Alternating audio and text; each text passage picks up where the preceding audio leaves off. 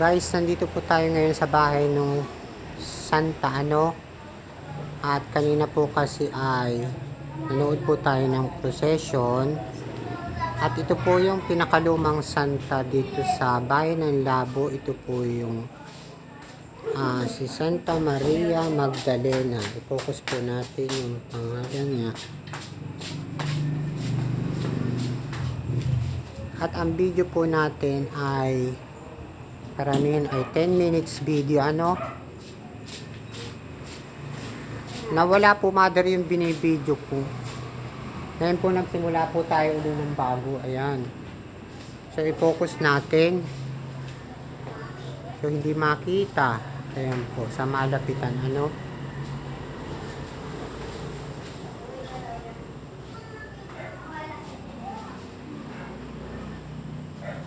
Kasi po ito yung isa sa pinakalumang Santa dito sa aming bayan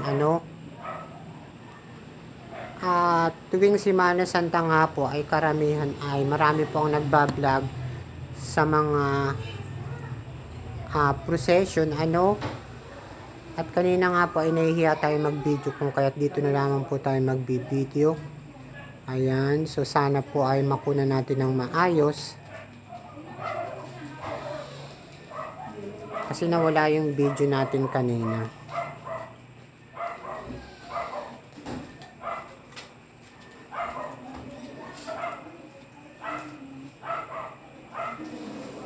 So kanina po ay maraming tao sa procession. So very crowded yung mga tao kanina. And hindi natin namalayan yung pag-alis ng mga Santa kasi ang daming tao. So ang video lang naman po natin ay 10 minutes video. At ayan po. Sa malapitan ay kasi po yung ibang Santa ay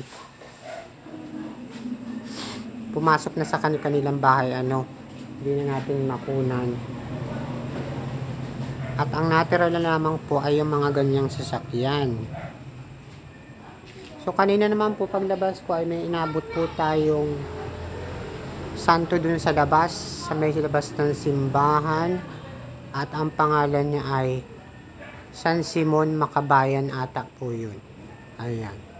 So ang pinakapaborito po natin ay itong si Santa Maria Magdalena. Saka meron din po mga Santa dun tulad ni Saint Martha at ni Saint Mary Bethany. At yung iba naman pong Santa ay taga rito rin yata po sa may lugar namin. Isa na po dito ay yung si Santa Maria Veronica at may isa pa pong santo dito. Ayan. Nahiya kasi po ako mag-video dun sa sa may simbahan. So i-focus po natin mabuti.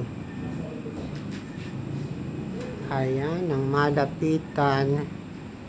At para po pumasok ang swerte sa atin ay ibibidyo po natin itong ating paboritong Santa kasi po ay minsan lang po siya mangyayari sa loob ng isang taon, kung kaya't sinasamantala po natin. Ayan. Kanina po ay maraming tao dito sana dire-diretso na po itong ating video. Naka 4 minutes na po tayo. Ayan, i-focus po natin ang malayo. Yan po ang itsura niya.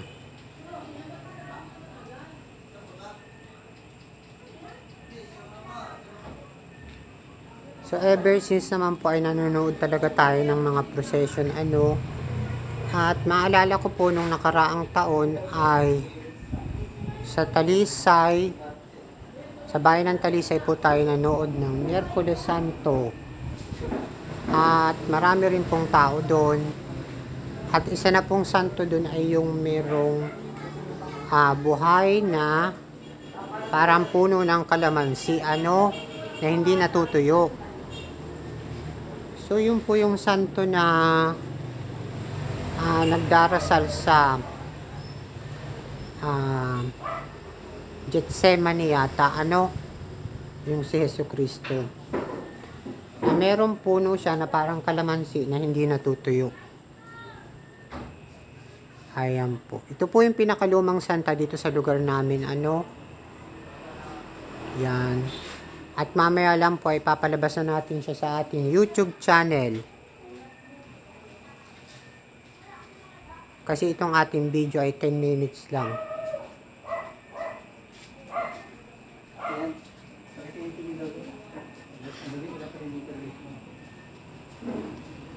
So kanina nga po ay maraming tao dun sa prosesyon, at habang po tayo ay nanonood ng prosesyon ay napakarami pong tao at medyo nakaka-overwhelm din po yung dami ng tao at saka yung dami ng crowd,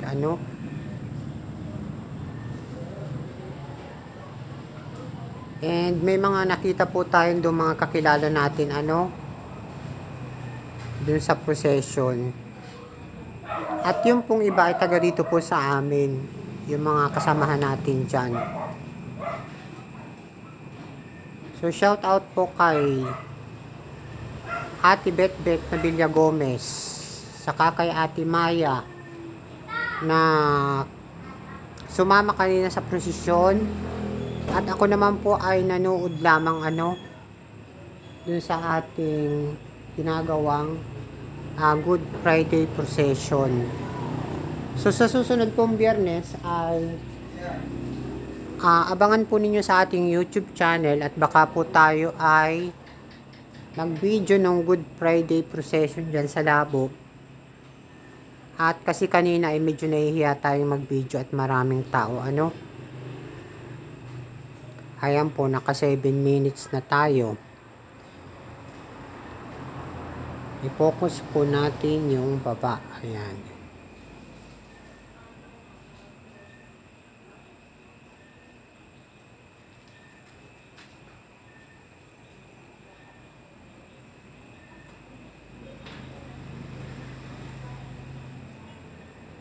Ito po yung loob ng bahay, ay kapitbahay yata, yung kabila o tindahan yata yun. Ayan.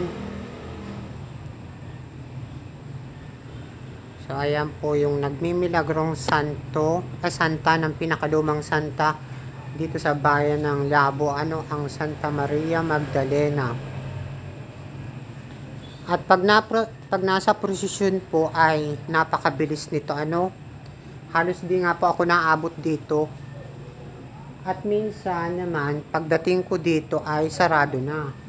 So ngayon po, sasamantalahin natin kasi bihira lamang po itong lumabas, sa loob lamang ng isang taon ay isang beses lang ito mangyari. So habang pong lumalapit ang Semana Santa, tulad po ngayon, Good Friday, Holy Wednesday procession ay para naman pong nabibitin ang ating paghihintay, kasi kailangan natin ng more sacrifice para hintayin ang ganitong pagkakataon. At ito po ay isang beses lamang mangyari sa atin, So ngayon po, sasamantalahin natin at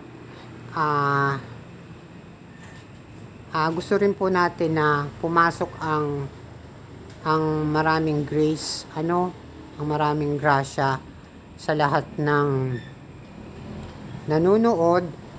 Kaya po yung ibang may mga karamdaman dyan tulad natin, sana po ay mabuti naman po at gumagaling na rin, Ayan po. So sa malapitan po ay tingnan natin mabuti. Ayan, yung Santa Maria Magdalena.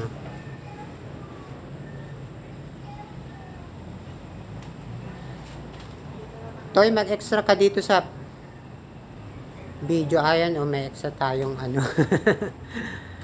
Ayan, yan. Ayan po, ay mag 10 minutes na pala tayo. 10 minutes na tayo. Ito, ay mag-extra ka dito at tatapusin na natin itong video natin. Ano? Ayan. Tapusin na natin yung video. Kasi naka 10 minutes na po tayo. Ayan. Naka 10 minutes na tayo. Kasi pag lumampas po tayo ay mahihirapan tayong ipasok ito sa ating YouTube channel. So hanggang dito na lamang po guys. At kita-kita po muli tayo sa ating vlog sa susunod. At baka po sa Good Friday procession ay mag-video po tayo nung inaabangan natin na santo sa Good Friday procession. At lahat po sila ay mga nakaitim sa Good Friday. Ano? So ang suot po ni Mary Magdalene, Saint Mary Magdalene ay hindi ko po alam kung anong color niyan. Ayan po, at ang daming bulaklak. Kasi kanina po ay pinag-aagawan yung mga bulaklak sa simbahan ng mga tao, ano. Kaya po yung iba, tinatakpan po nila yung